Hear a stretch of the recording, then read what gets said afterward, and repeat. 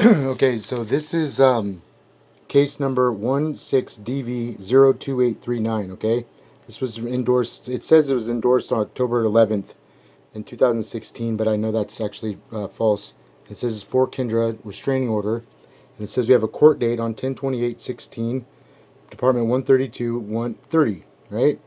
Okay, so this is the restraining order in the restraining order case that's filed in Sacramento County that basically they're saying that Kendra had filed before me, and that basically this supersedes, any other orders, and then also kind of supports, I guess, the Shasta County, narrative and Shasta County's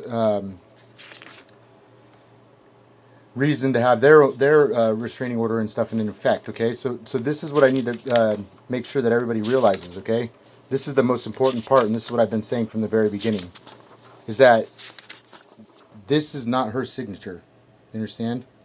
This date right here is not Kendra's handwriting, it's signature. So what they're saying is that basically, well, yeah, he did have custody in Sacramento, and that, see, look at this signature. I've never seen my wife sign like that at all. She has a beautiful signature. So anyways, what they're saying is that basically, well, yeah, he did have custody, but that was a mistake. We amended that because that she had to file a restraining order because he was hurting her, domestic violence situation, right? Whatever, right? Okay, it's all bullshit because the domestic violence situation actually was us trying to get protective custody or witness protection program from these people that were basically invaded our lives and took over our privacy and our lives. Look at this signature right here. So this document right here, which this is actually a copy, but this document right here is actually used in both counties, Sacramento and California and Shasta County, to justify basically, okay, look at this right here. It says Snyder, Case Snyder, Kendra Snyder, mother, Jace Snyder, Jack Snyder, Ava Snyder. Family Child Relationship Declaration, Family Code Section 38323. Okay? Now, legally, I guess, or legally speaking, right, then the paperwork is okay. Right? Okay, yeah, she did file a restraining order in Sacramento County and on this date, right? The problem is that, for one, this was done way after I filed custody and jurisdiction laws and code. I filed my own custody and was granted that custody. Two, the other problem is the fact that this is a forged document. Okay, the documentation for her to have a domestic violence restraining order, or for it to be a domestic violence case, was done way after October 11th. You understand? So originally, this restraining order paperwork and whatnot from Sacramento County was in my name, okay? And so I had a restraining order against her and custody of the kids already granted. And then months later, basically, she gets hospitalized. Months later, somebody fills out paperwork that's not her handwriting. So what I was saying to the state attorney general's office is that you could go through all these documents and you can realistically look at the different handwritings of each document, and then that's the proof that I have, or the evidence that I have, that none of it's legal, right? So an attorney can go to, say the attorney goes to the courthouse, right, and they go, oh yeah, well you had she had filed a restraining order against you, right? What have you? Okay. Well, the fact is that, one, it's not in her handwriting or her signature from the very beginning. Two, it was used after the fact to basically justify the decision.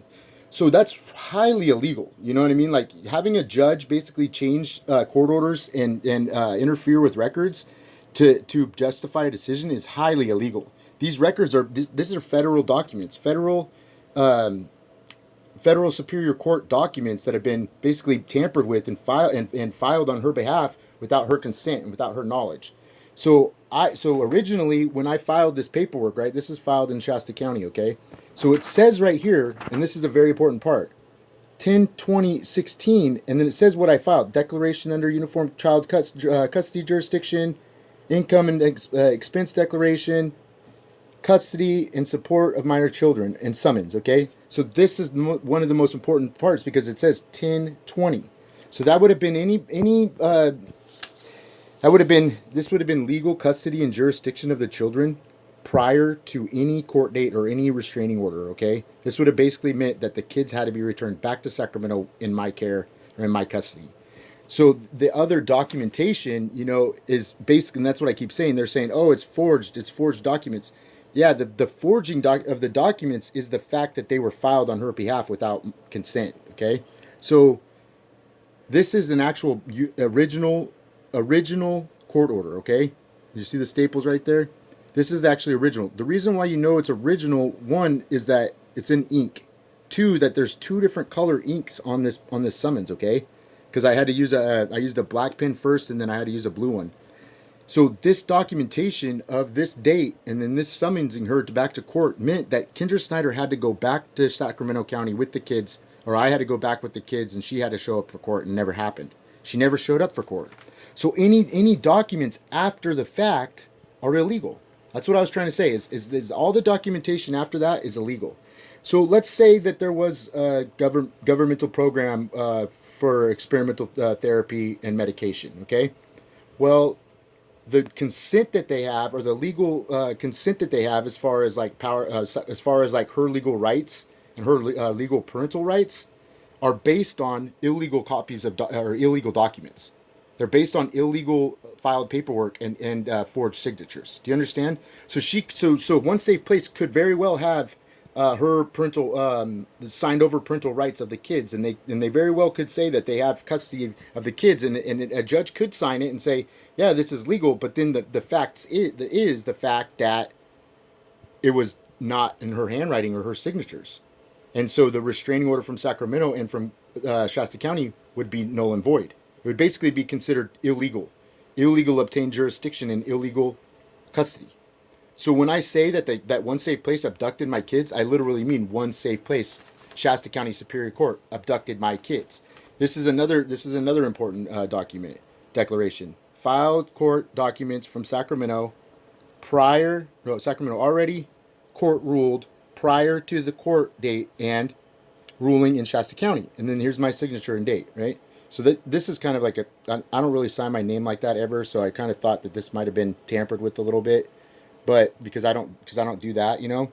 But at the same time, and then look at that, see how that's uneven right there? Like, you see how the filed and the date is uneven, okay? So you could tell that this is kind of a tampered with document.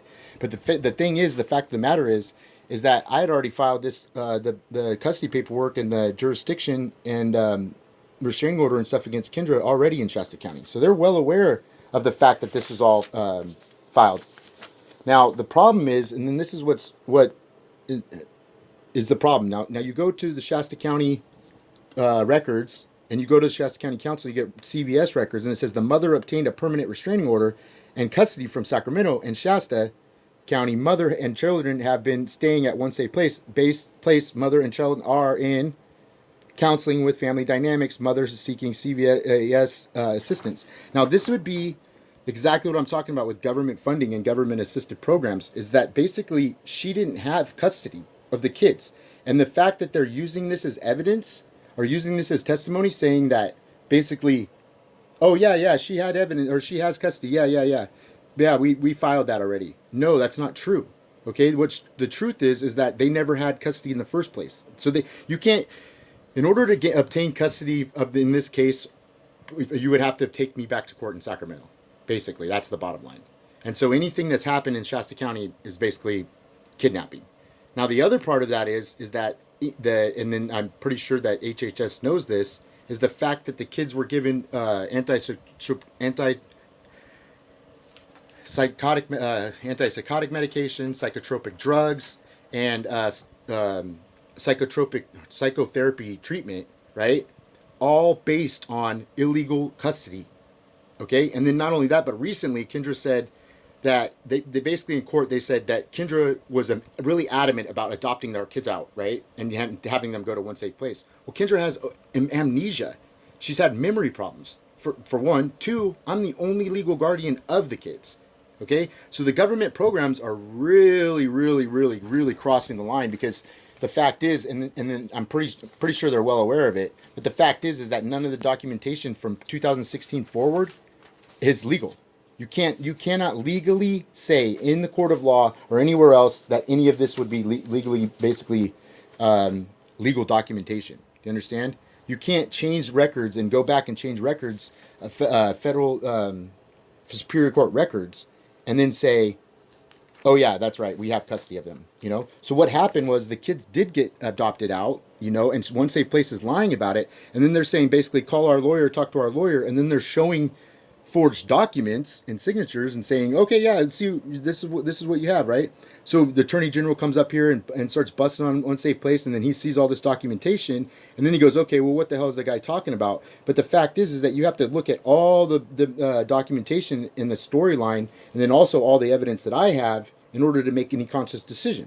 You know what I'm saying? Like, to make a legal decision to adopt kids out, Judge Gibson knows this very well.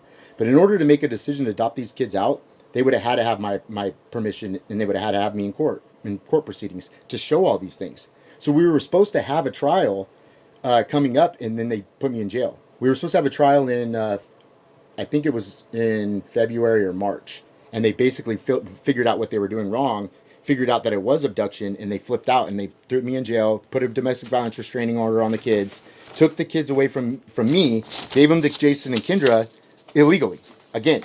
And so when I'm telling you guys all this information, I'm literally telling you, dude, exactly what's happening, and I don't think anybody's understanding it. You know, the fact that I was charged with crimes in past. I mean, we're talking about judicial officials that can change records, and they're trying to change records. But the reason why they're trying to change records is because basically they're breaking the law. And so what's funny to me is that nobody has asked me for any evidence since the very beginning. This is Department of Health and Human Services, Office of Civil Rights and Conscience and Religious Freedom discrimination complaint. Okay, look at what I put. I put the cases. I put all the case numbers. These are all the case numbers from the very beginning that have been basically used against me and Kendra. Okay, now here's a very important part. What's the date? 10/5/21. Mr. Snyder faxed this and gave this to Health and Human Services and actually asked for a state hearing on civil rights and what the civil right that was violated, and they know exactly what I'm talking about. But the civil rights that I was violated was the fact that they were forced into the situation with illegal documentation, and so basically it becomes an abduction case, and it becomes kidnapping when you take somebody else's name and take their information and use it in a legal case to claim jurisdiction or claim custody. It's totally illegal. And so not only that, but then a lot of people are responsible. You know, so I don't care if my kids are in Medi-Cal now and prescribed medication. I don't give a shit. I don't care what you think you have. You don't have the right to do this to our family. Not only that, but I would highly suggest to anybody involved, they take a second to realize the fact that it was all done illegally. It was all done with illegal documentation. So anything from Shasta County recently, and anything at OSB recently that may be parental rights or adoption is kidnapping and abduction. And the minute that I get this information out, you know what I mean? I got the information out, but I'm saying the minute that the United Nations gets involved with this, and that they figure out that HHS basically kidnapped my kids, and that the government was being lied to, and not the federal agents and federal government wasn't acting on the kidnapping or acting on the other information, is going to be very, very important in moving forward. Like, it's big time trouble, you know. So the state attorney general's office said basically, yeah, well, we went up there and then HHS intervened again. Well, HHS is intervening because of the children's medical care and the prescription drugs. And then not only that, but I've heard that the kids are in behavioral treatment, and my son might have been arrested. All those things would have happened basically because they were kidnapped. And so you get really, really